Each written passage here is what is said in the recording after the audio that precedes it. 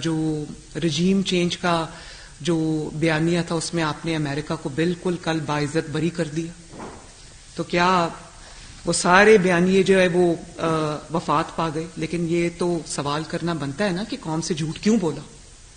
آپ سب یوتھ کے ریپرزینٹیٹیوز یہاں بیٹھے، آپ اپنے حلقوں میں لوگوں کو پوچھیں کہ جنہوں نے ان کی بات پہ یقین کیا تھا ان کو آج یہ سوال کرنا چاہیے کہ ہمیں کیوں بے وقوف بنایا، ہمیں ہماری گاڑیوں پہ جو ایبسولوٹلی ناٹ کے اور وہ غلامی نامنظور کے سٹیکرز لگائے تھے وہ کیوں لگوائے تھے ہم سے؟ آج ان سٹیکرز کا کیا کرنا ہے؟ اتار کے رکھ دیں یا لگے رہنے دیں؟ جو رجیم چینج کا جو بیانیہ تھا اس میں آپ نے امریکہ کو بالکل کل باعزت بری کر دیا، تو کیا وہ سارے بیانیے جو ہے وہ وفات پا گئے؟ لیکن یہ تو سوال کرنا بنتا ہے نا کہ قوم سے جھوٹ کیوں بولا؟